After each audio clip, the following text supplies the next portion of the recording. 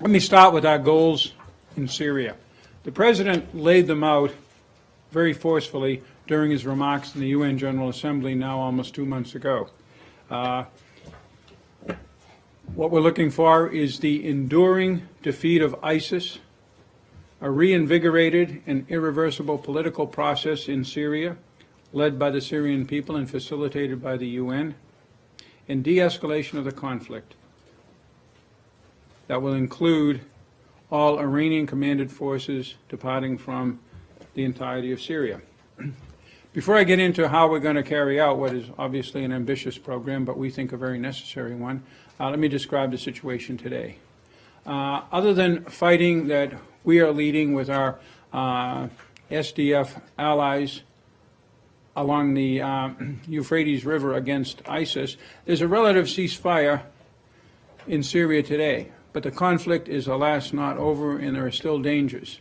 There are 5 outside forces, U.S., Iranian, Turkish, Russian, and at times Israeli Air Force units involved in Syria for important or in several cases of the neighbors' existential interests. And as we saw with the recent shoot-down of a Russian IL-20 military aircraft, the danger of escalation is ever present, including between various national actors, not just with sub-national actors, of which there are many there, including very dangerous groups such as Hezbollah, ISIS, and al-Qaeda, al-Nusra offshoots.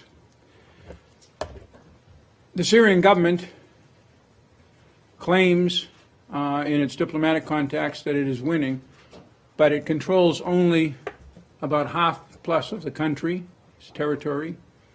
Half of the population has fled its horrific rule, either as internally displaced persons or refugees across the border. And the international community treats, most of it, treats Syria as a pariah. And reconstruction funds are not going to flow either from us or from most of the rest of the international community that provides typically reconstruction funds until we see a great deal more progress on the agenda I'll lay out. So how do we move forward on this program? Taking the first goal, the enduring defeat of ISIS, we have a coalition of some 79 countries involved in the conflict, primarily with its focus on Iraq and Syria. The last conventional fighting, as I said, is now along the Euphrates in Syria. It's being led by America's partners in this conflict, the Syrian Democratic Forces, as well as American military personnel. The fight is continuing, and we hope that it will be over in a few months, and that will be the last of ISIS's terrain that it holds in a quasi-conventional way. At the same time, military presence, while it has one mission, which is the defeat of ISIS, indirectly supports, through secondary effects, other goals.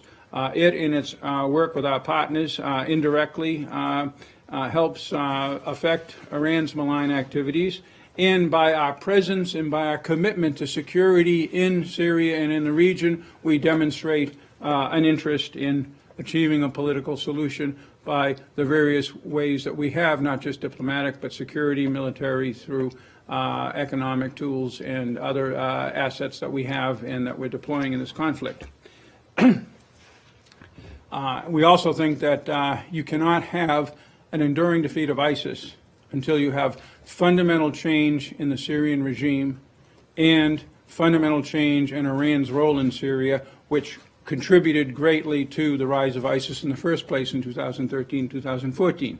Our second goal is the de-escalation of the conflict, building on the ceasefires right now. Particularly important is the agreement that the Turks worked out with the Russians over Idlib back at the end of September, in which the Russians, again, in a summit meeting with the leaders of France, Turkey, and Germany on the 27th of October, agreed would be a lasting ceasefire. We'll try to hold the Russians to their words. This is very important because from that flows the ability to build on these ceasefires that are somewhat ad hoc right now throughout the country into the sort of ceasefires called for in the relevant UN Resolution 2254 of December 2015, which calls for eventually a nationwide ceasefire and the UN Special Envoy for Syria to move forward on a whole procedure to ensure the maintenance of these ceasefires as an important step towards peace.